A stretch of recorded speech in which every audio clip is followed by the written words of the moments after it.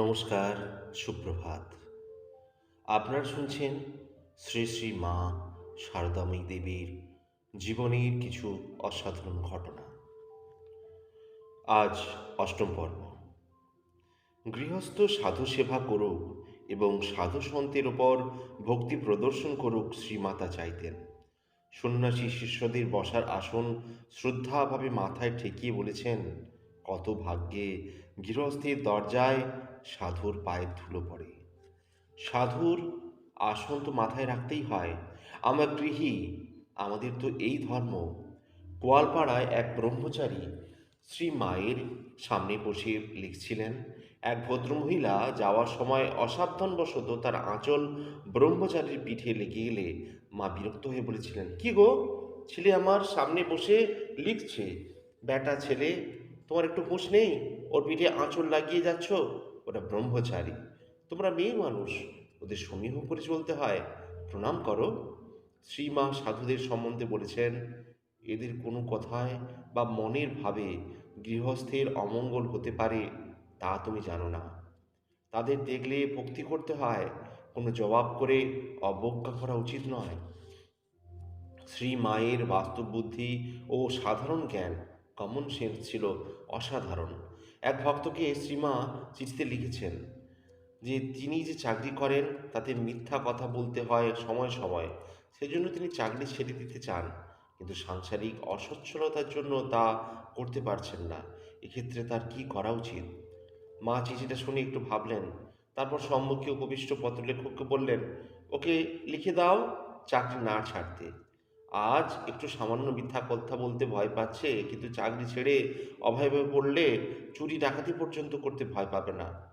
কথার শেষ অংশে চুরি ডাকাতি পর্যন্ত করতে ভয় পাবে না, এই কথাটি জোর দিয়ে দু তিনবার বললেন। পত্রলেখক মায়ের দূরদৃষ্টি দেখে অবাক হলেন। বিবেকানন্দ শিষ্যা শ্রীমতী অলি বুল শ্রী মায়ের কাছে প্রশ্ন করেছিলেন, গুরুর প্রতি আনুগত্য বলতে কি বোঝায়?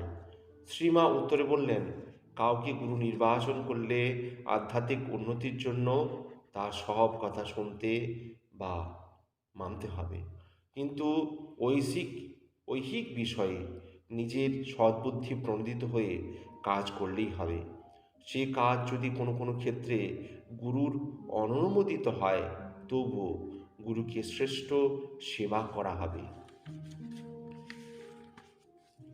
শ্রীরামকৃষ্ণ মায়ের সম্বন্ধে বলেছেন, ও জ্ঞান দায়নি, ও জ্ঞান পরমার্থিক জ্ঞান, যে জ্ঞান মানুষের সমস্ত দুঃখের অত্যন্তিক নিবৃত্তি ঘটায়। সেই জ্ঞান সারদা দেবী দেবেন মাতৃত্বের মোড়কে। তাই এই বিশ্ব মাতৃত্বের ভূমিকা, আর সেই জন্যেই মা ডাক শোনার জন্য তার আকুতি।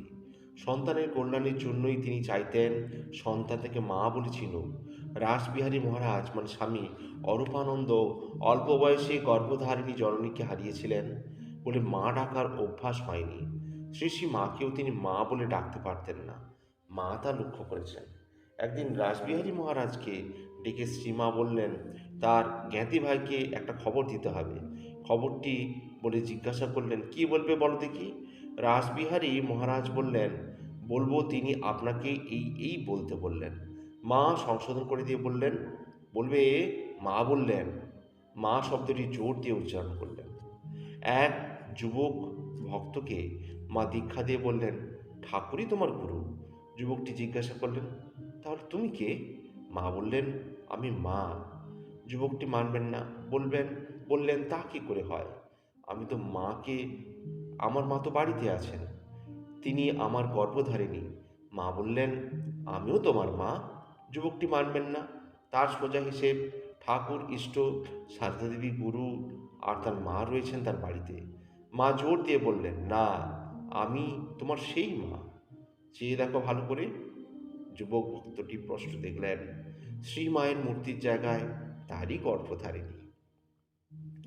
মায়ের দীক্ষা দেওয়ার সময় ভাষা কোনো বাধা হতো না। শ্রীমা যখন দক্ষিণা দেশে গেছেন, তখন ওই অঞ্চলের ভক্তরা এসে বলতো, মন্ত্রাম উপদেশম। যেখানে দীক্ষা দেওয়ার সময় তার মনের ভিতর থেকে যে মন্ত্র উঠতেন, তাই তিনি দীক্ষার্থীকে দিলেন, তাতেই লোক তৃপ্ত হয়ে যেত। তিনি বলতেন, কাউকে মন্ত্র দিতে দিতেই মন থেকে ওঠে এই দাও, এই দাও। আবার কাউকে মন্ত্র দিতে গিয়ে মনে হয় কিছুই জানি নে, কিছুই মনে আসে না। বসেই আছি, অনেক পরে ভাবতে ভাবতে তবেই মন্ত্র দেখতে পাই। যে ভালো আধার তার বেলায় তক্ষুনি মন থেকে উঠে আসে।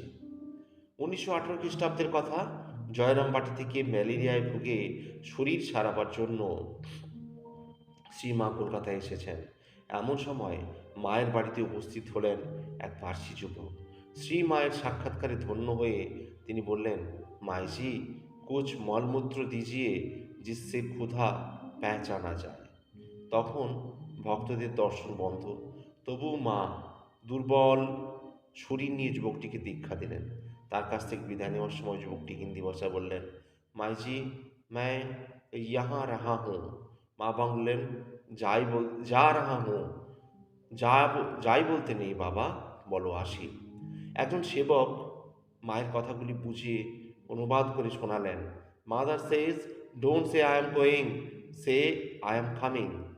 যুবকটি শুনে অবাক হয়ে গেলেন, ভাবলে আমি তো যাচ্ছি, মা কেন বলছেন আসছি বলতে? এই পার্সি যুবক পরবর্তীকালের বিখ্যাত চিত্র অভিনেতা ও চিত্র পরিচালক সোহরাব মোদি। শেষ জীবনে অসুস্থ অবস্থায় স্বামী নিরাময়ানন্দজিকে তিনি বলেছিলেন, এখন আমি বুঝতে পারছি যা তখন আমার কাছে দুর্বোধ্য মনে হয়েছিল। আমি তার কাছ থেকে চলে যেতে চেয়েছিলাম, কিন্তু শেষ পর্যন্ত যেতে আমি পারিনি। আমরা কেউই পারিনি। মায়ের কাছে আমাদের ফিরে আসতে হবেই। আমরা জীবনের অন্তিম উপলব্ধি, আমি মায়ের কাছে ফিরে আসছি। I am coming to my mother. শ্রীশ্রীমা রামকৃষ্ণ মঠ ও মিশনের সংঘজননী, তাকে সংঘজননী আখ্যা শ্রী স্বামী বিবেকানন্দ দিয়েছেন। বিদেশ থেকে ফিরে 1897 খ্রিস্টাব্দের 1 মে স্বামীজি বলরাম বসুর বাড়িতে ত্যাগী ও গৃহী ভক্তদের সভা করে রামকৃষ্ণ মিশন প্রতিষ্ঠা করেন। ওই দিন সভা শুরু হওয়ার প্রথমেই স্বামীজি বলেন, মঠ ও মিশনের জন্য কিছু টাকা সংগৃহীত হয়েছে। আমাদের শ্রীশ্রীমা দেশে আছেন, তার মাসিক হাত খরচা বাবদ স্থায়ী তহবিলের সুদ থেকে সর্বাগ্রে কিছু দেওয়া উচিত মনে করি। এই বিষয়ে আপনাদের কি মত?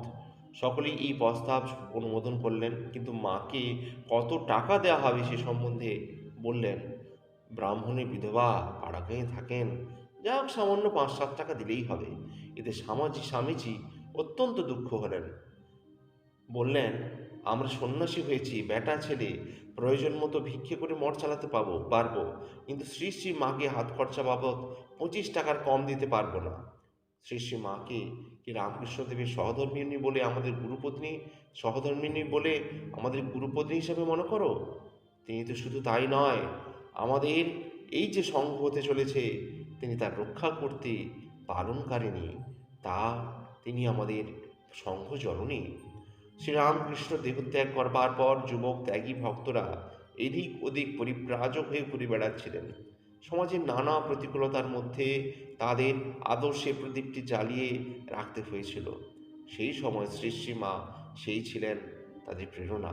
ঠাকুরের কাছে কেঁদে কেঁদে তিনি সংঘের জন্য প্রার্থনা করেছিলেন। তার একান্ত সহচরী যোগিনমা বলেছেন, যা কিছু দেখছো মঠ আশ্রমাদি সব ওরই মায়ের কৃপায়। যেখানে যা দেখছেন শিলটি, নোড়াটি, দেববিগ্রহ, কেঁদে কেঁদে বলেছেন, ঠাকুর আমার ছেলেদের একটু মাথা রাখবার জায়গা করো, দুটি খাবার সংস্থান করো। মায়ের সেই ইচ্ছা পূর্ণ হয়েছে। স্বামীজি ছাড়া একমাত্র শিশিমাই বুঝতে পেরেছিলেন শ্রীরামকৃষ্ণের আগমনের একটা যুগান্তকারী তাৎপর্য আছে।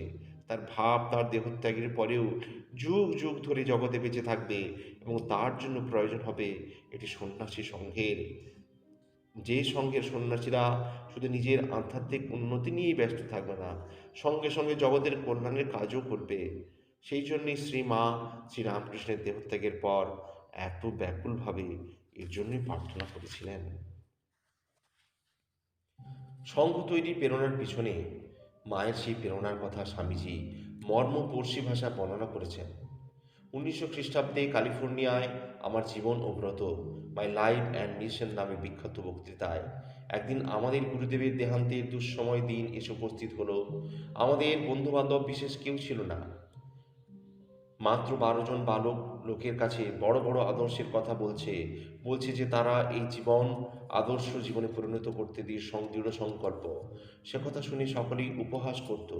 উপহাস ক্রমশ গুরুতর আকার ধারণ করলো, আমাদের ওপর রীতিমতো অত্যাচার শুরু করলো। সেদিন আমাকে অনুভূতি দেখানোর কেউ ছিল না, শুধু একজন ছাড়া।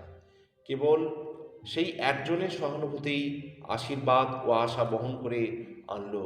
তিনি একজন নারী, তিনি আমাদের গুরুদেবের সহধর্মিণী, কিন্তু তিনি ছিলেন নিঃসহায়, আমাদের চেয়েও তিনি ছিলেন দরিদ্র।